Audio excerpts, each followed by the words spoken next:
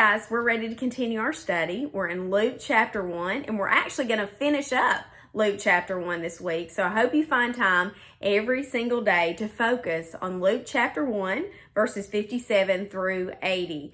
And we really have kind of left the story of Mary and the child in her womb, and we're going to pick up with Zacharias and Elizabeth. And so before we do that, I wanted to read to you kind of how Warren Wiersbe kind of wrapped up that section, because we are going to leave Mary's story just for a moment, and we're going to see God in his perfect timing allow the forerunner, John the Baptist, to be born. But before we do that, I want to kind of remind us of where we are with Mary. It said Mary stayed with Elizabeth until John was born, and she returned to Nazareth. And by then, it would have been clear that she was pregnant, and no doubt the tongues would begin to wag. After all, she had been away from home for 3 months. And why? People were likely asking why she left in such a hurry. It was then that God gave the news to Joseph and instructed him what to do. And so if you're wondering, where is Joseph in the gospel according to Luke? Well, we don't really get the angel's visit in Luke's account. So you want to go to Matthew chapter 1, verses 18 through 25 and read about Joseph's response to what God was doing, so that you can kind of understand that when we get to Luke chapter 2. And so now we're ready to pick back up with the story of Zacharias and Elizabeth. And when we do that, I think we're going to see a couple things. I think we're going to see all throughout the Christmas story, we understand the fullness of time, that, God is an on-time God. And so everything happened according to his timing, which is very often something that we struggle with. But we want to see God's faithfulness here. But not only do we want to see God's faithfulness here, but we want to see the faith and the follow-through of Zacharias and Elizabeth. So pick up with me in verse 57, and this is what it says. Now the time had come for Elizabeth to give birth, and she gave birth to a son. And her neighbors and her relatives heard that what the Lord had displayed, and his great mercy toward her, and they were rejoicing with her. And so that's where we are. We see that the time has come. The 9 months have passed, and now this old lady Elizabeth is ready to have a baby, and she has a healthy baby boy.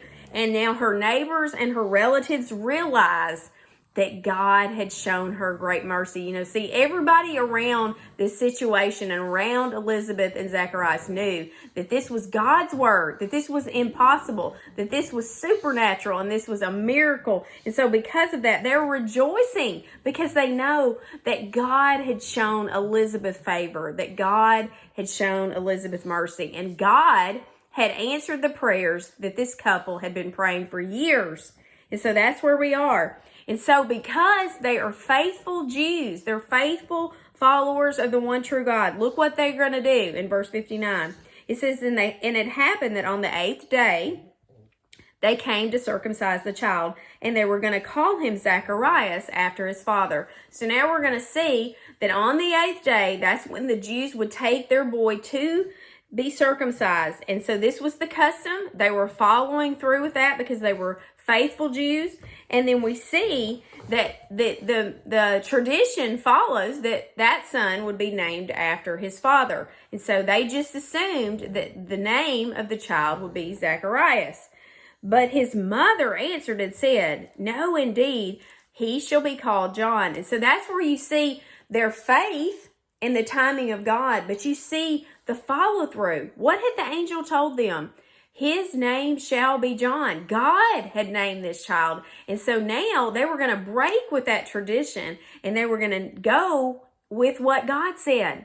They were going to go with what God said. And then they said to her, there is no one among your relatives who's called by this name. So they're thrown off. The people are thrown off at why would you choose not the name of the Father? But we know that they were following through with what God had said. And so it says, and they made signs to his father as to what he should be called. And so now, what do we remember about Zacharias? Because of his unbelief, not only is he deaf, not only is he mute, but he's deaf as well, because it says they start signing to him. So he can't hear either. So he's gone through 9 months of not being able to hear or speak.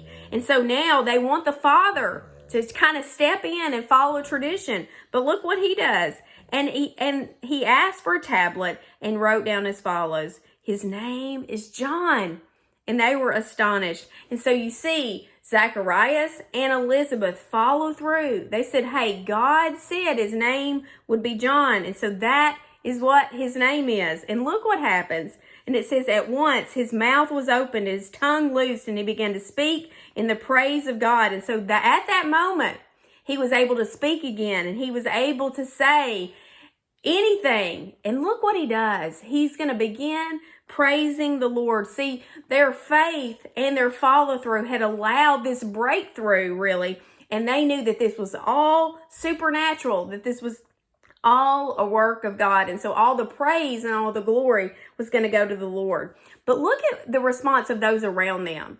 So often when you have faith and you have follow through, it scares people. It scares people. And so it says, fear came on all those living around them. And all these matters were being talked about in all the hill country of Judea. And so now everybody around was like, hey, God is up to something. And that kind of ensued some fear. And everybody was talking about it.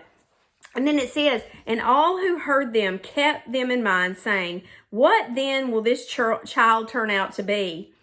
For the hand of the Lord has certainly been with him. And so now there's talk around town because what God is doing, and the faith and the follow through of Elizabeth and Zacharias, breaking tradition, going with what God said. And so because of that, people are talking about it and they know that something's up. And so they're starting to ask questions. What will this child turn out to be? And what do we know to be true about the child in which Zacharias and Elizabeth had just had? That was the forerunner. So if John the Baptist is on the scene, if the forerunner is here, then what does that mean? Messiah is next. But before we get to the Messiah in chapter 2, we want to see that Zacharias is going to follow up all God has done with a praise song to the Lord. So that's what we're going to look at on Friday. So continue reading Luke chapter 1. And as we wrap up chapter 1, we're going to march toward Bethlehem in chapter 2. So continue reading along with me in the Gospel according to Luke.